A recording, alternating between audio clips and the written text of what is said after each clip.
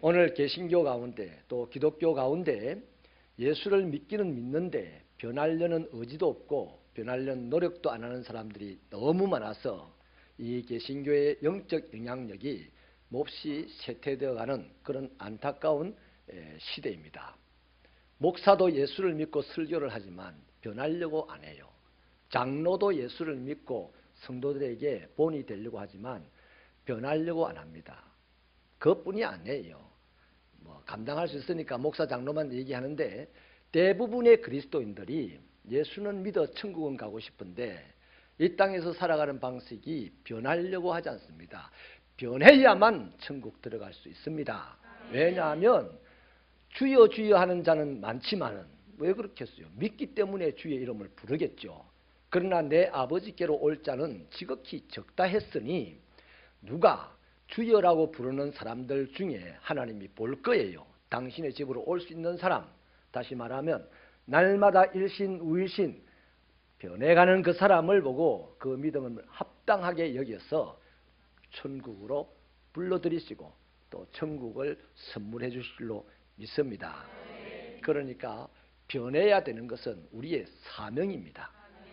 무슨 일이 있어도 변해야만 합니다. 탈무드에는요, 사람을 곤충에 비유해서 세 가지로 설명을 하고 있어요. 첫째는 거미 같은 사람이라고 합니다. 거미는 특징이 거미줄을 쳐놓고 그 거미줄을 떠나지를 않습니다. 가만히 기다렸다가 거미줄에 걸리는 것은 무조건 잡아먹죠. 그러니까 남에게 해만 끼치는 사람들을 일컬어서 거미 같은 사람이라고 해요. 그 사람들은 이런 사람들에 대해서 개인적으로 어떻게 생각하냐면 꼭 없으면 좋겠다 싶은 사람들이 되는 것이죠. 두 번째는요, 개미 같은 사람이 있다고 합니다. 개미는 참 부지런합니다. 열심히 일을 해요. 하지만 자기가 일해서 모은 것을 쌓아두고 자기만 즐깁니다. 마찬가지로 남을 해롭게 하지는 않지만 이롭게 하지도 않는 구두쇠 같은 사람들을 일컬어서 하는 말이에요. 그러니까 이분들은 꼭 없어야 될 이유도 없지만 있어야 될 이유도 없는 사람들, 있어도 그만 없어도 그만인 사람들을 일컬어서 하는 말입니다. 셋째는요, 꿀벌 같은 사람이 있다고 해요. 꿀벌은 날아다니면서 꽃과 꽃 사이에 씨앗을 옮겨줘서 열매를 맺게 해주는 것이 꿀벌이고 또 자신의 분비물로 사람들에게 큰 유익을 끼치는 것이 꿀벌입니다. 이처럼 자신의 수고를 통해서 타인과 공동체에 생명에 유익을 끼치는 사람이 있다는 것이죠. 이런 사람은 모든 사람들이 일컬어서 꼭 있어야 할 사람이라고 합니다. 없으면 아쉬워하고 찾아다니기도 하죠. 왜냐하면 이런 분들을 통하여 세상은 아름다워지게 되고 생명으로 충만해지기 때문입니다. 여러분, 곤충이나 동물은요, 그들의 운명이 결정되어져 있습니다. 예를 들면 개미가 아무리 노력한다고 해서 꿀벌이 될 수는 없는 것과 같은 거죠. 개미는 노력해도 변하는 않습니다. 발전도 되지 않습니다. 그냥 개미로 삽니다. 그러나 사람은 다르죠. 거미 같은 사람이었는데 어느 날 보니까 꿀벌 같은 사람으로 변해 있는 것을 우리는 종종 보죠. 곤충이나 다른 피조물에 비하여 사람은 운명이 결정되어지지 않았다는 차원에서 사람이 만물의 영장이라는 축복을 누리는 겁니다. 사람은 노력하면 변해요. 곤충이나 동물이나 식물은 아무리 노력해도 안 변합니다. 근데 사람만큼은 변해요. 아름답게 변한다는 거죠. 본문의 사마리아 여인은 5번을 이혼한 경험이 있는 사람입니다. 지금도 동거 중인 남자가 있어요. 온 동네가 이 사람을 별로 좋아하지 않습니다. 자기도 자기 자신이 싫어요. 거의 폐인입니다. 없었으면 좋을 것 같고 자기도 없어졌으면 좋을 것 같다는 생각을 늘 하고 살아가는 인생이었습니다. 그러나 이 여인이 예수님을 만나고 난 이후에 사마리아 동네에서는 없어서는 안 되는 꼭 필요한 사람이 된 것이죠. 제대로 예수를 믿는다는 것은 그렇게 놀라운 변화를 경험하게 되는 겁니다. 예수님을 나의 주, 나의 하나님으로 받아들이게 되면 사람은 변하게 되어 있습니다. 그러니까 오늘 그리스도인이라고 하는 사람들이 안 변한다. 예수님을 자기의 구주로 안 받아들였어요. 지금 예수 안 믿고 교회 다니는 사람 많아요. 그래서 지금 우리가 너 예수 안 믿으니까 나가라 할 수는 없어요. 왜? 그 믿음은 하나님만이 아시니까. 그래서 가라지 같은 사람도 가만 놔뒀다가 마지막 날 하나님이 다 정리를 한다고 하는 거잖아요. 그래서 예수를 제대로 믿으면 반드시 변화되게 되어 있는데 그 변화는 부분적인 변화가 아닙니다. 총체적인 변화가 되게 되어 있습니다. 그의 지성과 감성과 의지 등 전 인격의 혁명적인 변화가 나타나게 되어 있습니다. 예수를 만나면요, 어떻게 변화가 되는지 오늘 이 본문의 여인을 통해서 세 가지를 확인해 볼 수가 있습니다. 예수를 믿습니까? 예수를 제대로 만났습니까? 반드시 이 세 가지의 변화가 그 사람의 인생에서 나타나게 되어 있어요. 첫째는 자신의 내면 세계가 변화됩니다. 이를테면 자아가 변화된다는 것이죠. 우리가 읽지 않았습니다만 18절은요. 그녀의 현재의 삶의 형편이 어떠한지 그냥 일목요연하게 예수님이 정리를 해놓았어요. 너에게 남편 5이 있었고 지금 있는 자도 내 남편이 아니니 내 말이 참되도다 라고 하죠. 이 여인은 부도덕이라는 낙인 속에 살고 있어요. 그러니까 남들도 이 여인을 인정하지 않지만 자기 자신도 자신의 마음의 문을 꼭 걸어 잠그고 살아가는 사람입니다. 흑암 가운데 사는 사람이죠. 그래서 누구도 이 여인의 변화를 기대하지 않았고 자기 자신도 자신의 변화를 기대할 수 없는 사람이었습니다. 그런데 이 여인이 누구를 만났다? 예수님을 만났습니다. 완전히 변했습니다. 하나님을 아버지라고 부르고 또 하나님을 참되게 예배하고자 하였다는 것, 이것이 바로 그 여인의 내면이 변했다는 얘기입니다. 여러분, 주님을 만난 후에 이 여인은 자신이 하나님의 딸이라는 사실을 발견을 합니다. 자신이 하나님을 참되게 예배드려야 될 자로 깨닫게 되는 것이죠. 그 여인의 자아가 변했다는 얘기입니다. 내면의 생각들이나 내면이 완전히 변했다는 거죠. 여러분, 사람의 내면 세계가 변하면 어떻게 되느냐 하면 자신이 얼마나 중요한 사람인가를 알게 돼요.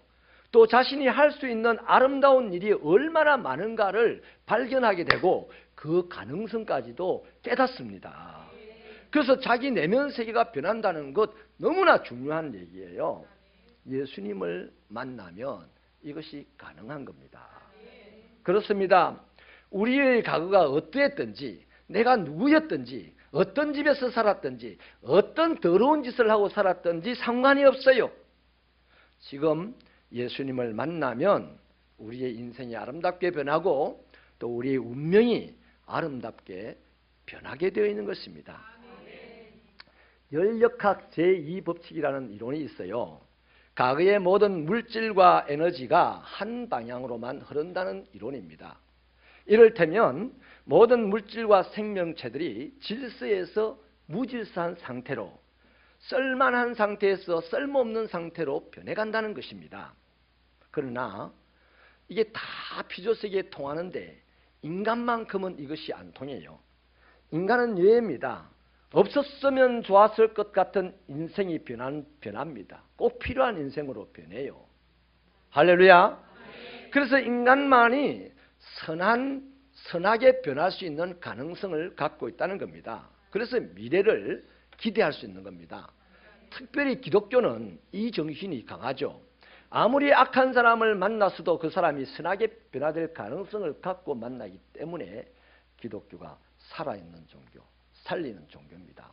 장발장 소설이 바로 그 내용 아닙니까? 몹쓸 도둑놈을 시장 만드는 것이 그 예수 잘 믿는 신부님이었습니다.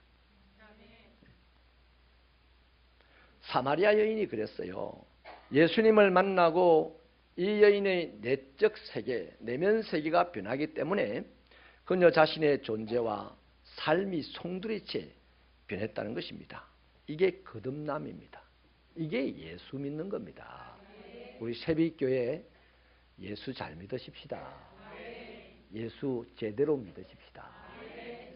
고린도서 5장 17절은 그런 사람에게 하는 얘기예요. 그런즉 그리스도 안에 있으면 새로운 피조물이다.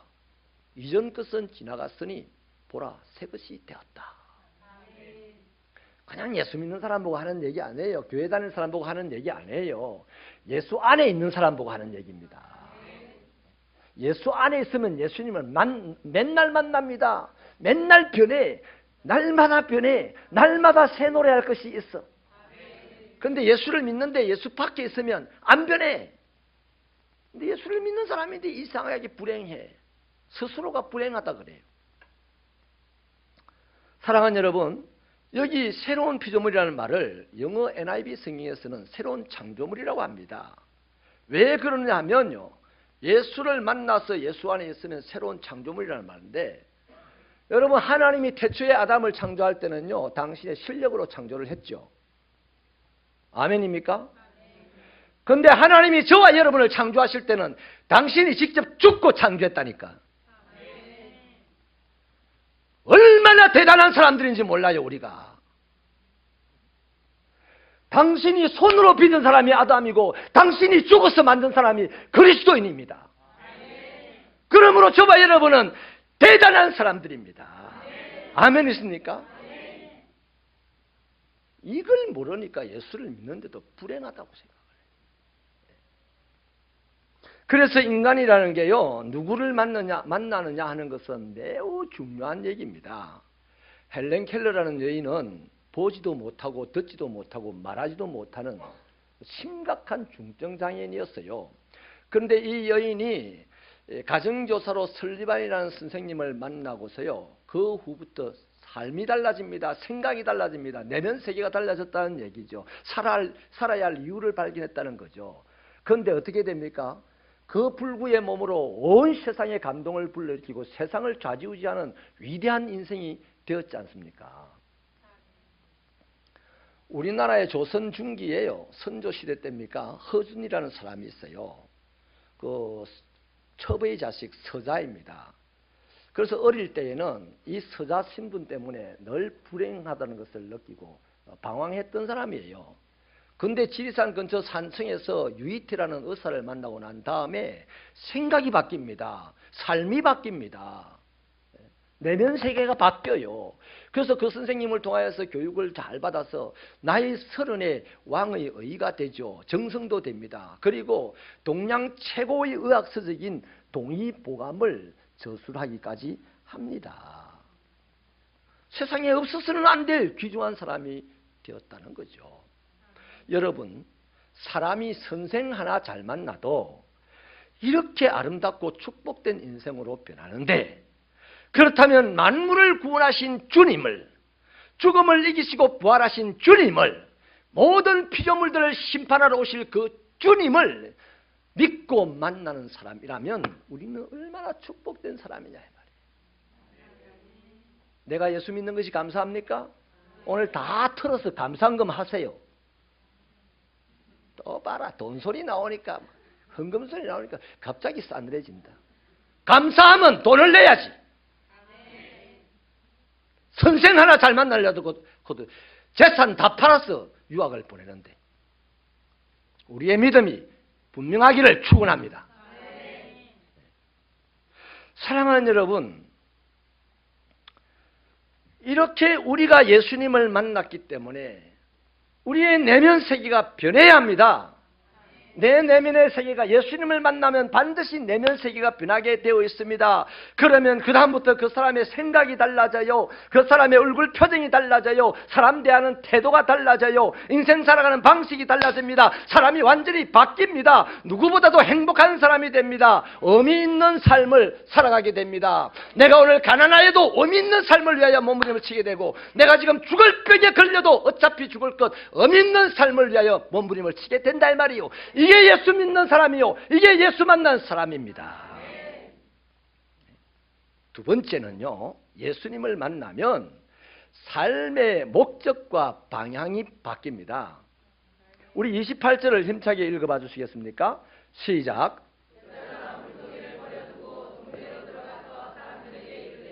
아멘. 여기 본문의 시간은 12시 정오입니다. 공간은 우물이죠. 이 시간은 사람들 모두가 낮잠을 자는 시간입니다. 우물에 절대로 안 나와요. 그런데 이 여인은 이 시간을 이용해 우물에 물을 길러 나와야 했습니다. 사람들을 만날 수 있는 상황이 아니기 때문입니다. 부끄러운 인생이기 때문이죠. 그런데 이 여인이 이곳에서 예수님을 만나고는 물동이를 버려두고 동네로 도로 달려갑니다. 사람을 피해서 정오의 우물에 나왔던 이 여인이 뒤집어져서 사람들을 깨우러 동네에 들어가는 거예요. 엄청난 변화죠. 여러분, 원래 이 여인의 목적은 뭡니까? 물입니다. 그래서 우물이 목적지입니다. 그래서 원래 방향은 사람을 피하여 우물로 가는 것이 맞죠. 그런데 이 여인의 방향이 사람들이 낮잠을 자는 동네로 바뀌었습니다. 예수님을 만난 후에. 무슨 목적으로 바뀝니까? 이 예수에게 있는 영원한 생수를 동네 사람들과 함께 나눠 마셔야 했기 때문이에요. 얼마나 멋지게 바뀝니까? 이처럼 예수님을 만나면 삶의 목적이 확실해지고 커집니다. 삶의 방향이 분명해지고 바르게 되는 거예요. 일시적인 것, 금방 목마를 것이 인생의 목적이었는데 이제 그 목적이 바뀌었어. 다시 말하면 우물물이 목적이었는데 이제 예수님을 만나고 나니까 예수에게서 나오는 영원한 생수가 목적이고 그 생수를 다른 사람들에게 나눠주는 것이 목적이 되었다 이 말이에요. 여러분, 오늘이 어린이 주일인데 이런 차원에서 저와 여러분의 아이들이 훌륭한 인생으로 살기를 바라시잖아요. 더 탁 줄여가지고 가슴에 와닿도록 말씀을 드린다면 우리 아이가 자라서 좋은 대학을 들어가기를 바라죠. 그래 제일 안 좋은 대학 보내라. 할 수만 있으면 제일 좋은 대학 가기를 바랍니다. 그러려면 공부 열심히 해라. 백날 이야기해봐야 안 돼요. 서로가 스트레스만 받습니다. 목적을 분명하게 가르쳐 주십시오. 목적을 크게 심어 주십시오. 그 목적이 있으면 공부하지 말아 해도 합니다. 목적지에 가야 되니까. 왜 제가 이런 말씀을 드리냐면 아주 옛날에 미국에 집회를 할 때 그 교회 장로님 한 분의 말씀을 내가 들었습니다. 그 LA에는 유명한 음악 대학이 있는데 한국의 학생들이 많이 다닌대요. 그런데 한국의 학생들이 많이 다니긴 하지만 한국의 학생들이 엄청나게 많이 떨어진다는 겁니다. 그 떨어지는 이유가 기가 막혀요. 연주 실력을 들어보면 합격을 한 아이나 합격을 하지 못한 아이나 다 탁월하답니다. 한국 아이들이. 그런데 면접관이 면접을 할 때 어떻게 이 음악을 하게 되었어요? 왜 할 거예요? 라고 물었을 때 떨어진 아이들의 답변의 대부분은 엄마가 시켰어요. 면접관이 당신의 음악으로 무엇을 할 것입니까? 라는 목적을 물었는데 이 아이는 목적이 없어. 엄마가 시켰기 때문에. 그 엄마가 빚을 내갖고 시켰겠죠. 부잣집은 자기 돈 갖고 시켰겠지만 그 면접관이 분명히 아이고 이 아는 음악을 아무리 잘해도 마약 먹을 아다. LA 한국의 부잣집의 아들, 교회 다니는 아들, 마약 먹는 아들이 수두룩합니다. 수두룩합니다. 안 들어오는 이유 중에 하나입니다. 들어오면 들키니까. 미국에서는 어지간한 마약은 또 괜찮다 하니까. 이런 비참한 모습을 보게 됐습니다. 그러니 사랑하는 여러분, 우리 자녀들이 어릴 때부터 분명한 목적을 갖도록 교육하고 양육하는 것은 매우 중요합니다. 그래서 저는 우리 새벽교회 어린 아이들이 해외에 2번씩 반드시 대학 가기 전에 보내려고 교회가 예산을 투입을 하는 이유가 다른 거 아니에요. 꿈을 크게 가지라는 겁니다. 목표가 커지라는 겁니다. 그런 목표가 커지면 그 큰 목표를 이루기 위해서 공부하는 건 당연한 거죠. 여러분, 예수님을 만난 이 여인의 인생의 목적이 변화했어요. 변했습니다. 목적이 변했어요. 바울 사도도요. 그랬습니다. 다메섹에서 예수님을 만나고 난 이후에 그의 삶의 목적이 변했습니다. 예수 만나기 전에는요, 교회를 핍박하고 예수 따라가는 자를 잡아 죽이는 것이 목표였어요. 무시무시한 사람이었죠. 오늘 우리들에 의하면, 기독교인들에 의하면 없었으면 좋을 것 같은 사람이었죠. 그런데 그가 다메섹 도상에서 예수님을 만난 이후에는 아주 변화를 했습니다. 목적이 달라졌습니다. 교회를 세우는 자요, 주의 복음을 전하는 자요, 하나님의 사도로 살았던 거죠. 그런 겁니다. 사랑하는 여러분, 그렇다면 사람들, 예수 믿는 사람들의 삶의 목표가 어디에서, 이 삶의 목표가 어디에서 시작하느냐 하는 것도 중요하게 살펴봐야 될 문제인데, 오늘 본문에 잘 나와 있습니다. 우리가 예수를 믿으면, 예수를 만나면 목적이 달라지고 목표가 달라지는데, 삶의 방향이 달라지는데, 그 출발점이 어디냐? 바로 버리는 데 있습니다. 오늘 이 여인의 변화는 물동이를 버리는 데서부터 시작을 해요. 생각은 얼마든지 할 수 있어. 변해야 된다, 변해야 된다. 생각은 얼마든지 할 수 있는데 내 것을 버리지 않으면 변할 수가 없어. 방향을 옮겨서 움직일 수가 없다고요. 진정으로 내 삶의 목적이 변하려면 내 것을 버려야 됩니다. 내 것이 뭡니까? 고집입니다. 습관입니다. 나의 닫혀진 사고입니다. 인생관 이런 거 버려야만 합니다. 그걸 버리지 않으면 목적에 전혀 변화가 일어나지 않습니다. 목적은 가진데 변화가 안 일어나니까 그것이 세월이 가면 갈수록 우울증이 걸리게 되는 거예요. 정신질환에까지 가게 되는 거죠. 여러분, 사복음서에 보면 남의 밭을 갈다가 큰 보화를 발견했습니다. 이 사람이 첫 번째 한 일이 무엇입니까? 집에 가서 자기 재산 다 팔아치웠어요. 자기 재산을 버리고 그것을 구할 수 있기 때문이에요. 바울이 그랬어요. 바울은 빌립보서 3장 8절 하반절에서 내가 그를 위하여 모든 것을 잃어버리고 배설물로 여김은 그리스도를 얻기 위하여서다라고 분명하게 이야기하고 있습니다. 자기가 가지고 있던 재물이나 명성이나 권세나 이것 버리지 않으면 그 귀하고 좋으신 예수님 아무리 귀하다 해도 못 따라가는 거예요. 베드로가 여러분 제일 처음에 뭐 했습니까? 예수님 만나고 베드로가 인생의 목적을 바꾸고 방향을 바꿀 때 뭐부터 했습니까? 따라합시다. 배와 거물을 버려두고. 그렇지 않습니까? 자기를 버리지 않고는 예수 못 따라가. 예수를 백날 만나도 못 따라가. 그래서 예수 이용해 먹는 데만 머리를 자꾸 쓰는 거예요. 그래서 거미 같은 사람이 교회 안에 많은 거예요.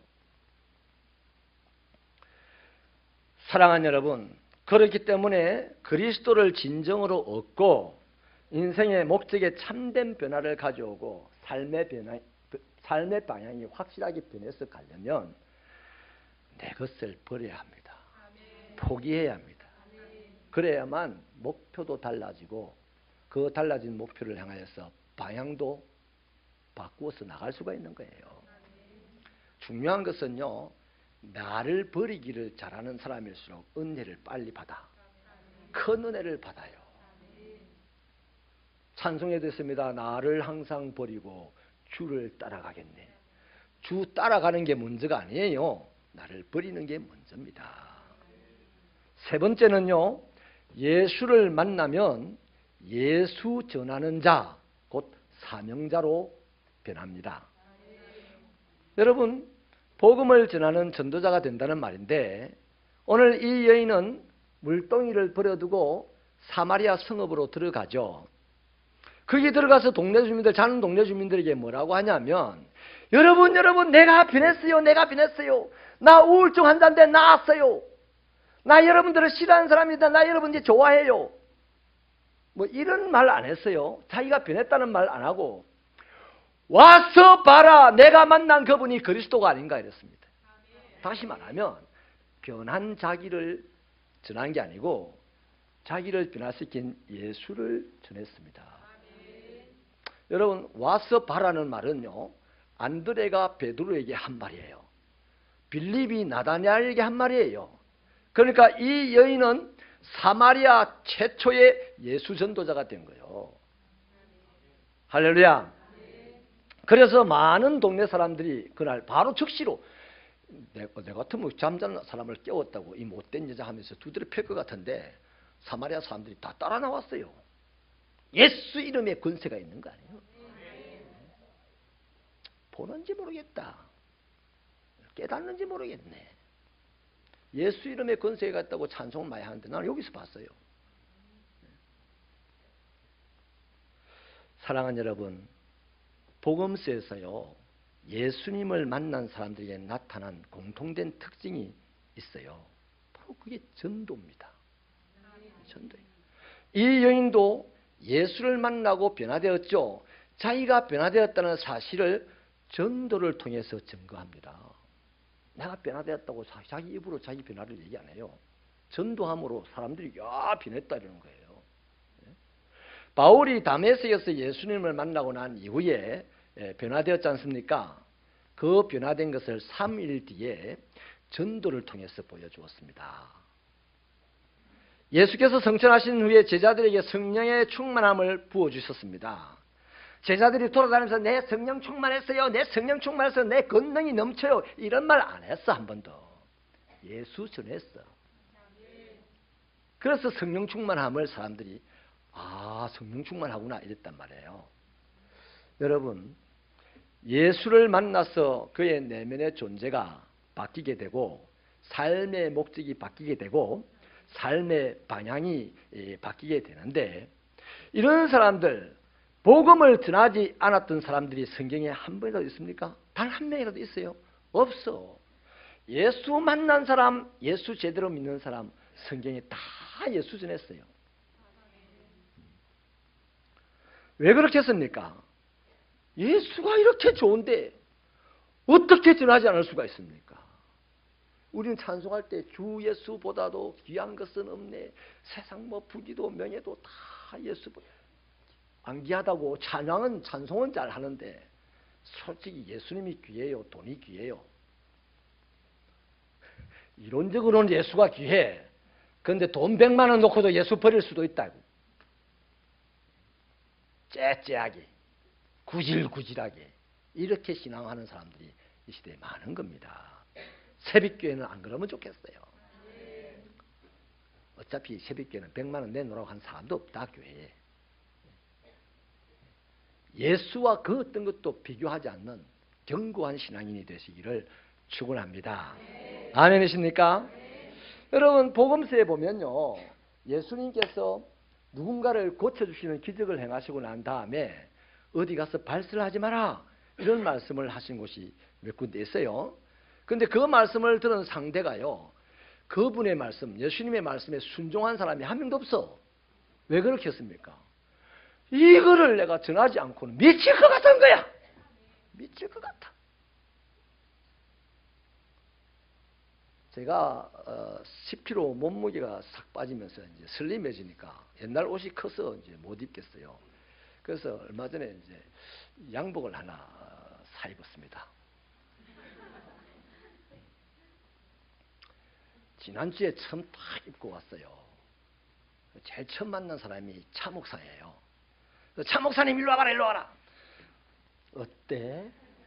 어때? 했어요. 차 목사님이 굉장히 가소로운 듯이 웃던데 나 이거 몇십만 원짜리 이 옷 하나가 좋아가지고 자랑했어. 그런데 우리 예수님은 이 옷보다도 몇 억만 배로 좋으신 분이라고 믿으시면 아멘.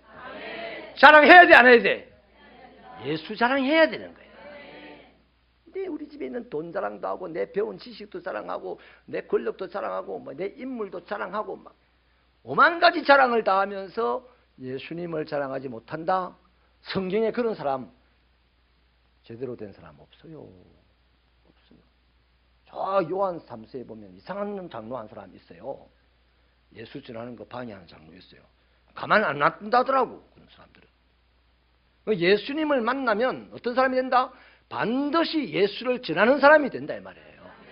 이 예수를 다시 만나기를 축원합니다.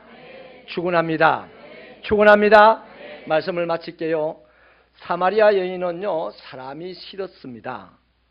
그러니까 사람 만나는 것도 두려웠을 겁니다. 그러나 물은 마셔야 하잖아요. 그래서 사람을 피하여 정오의 우물로 가야 했죠. 이것을 볼 때 남들이 보기에는 비참한 일입니다.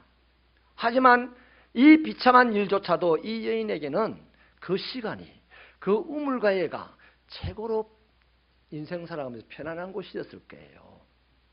그런데 오늘은 거기서 예수를 만났어요.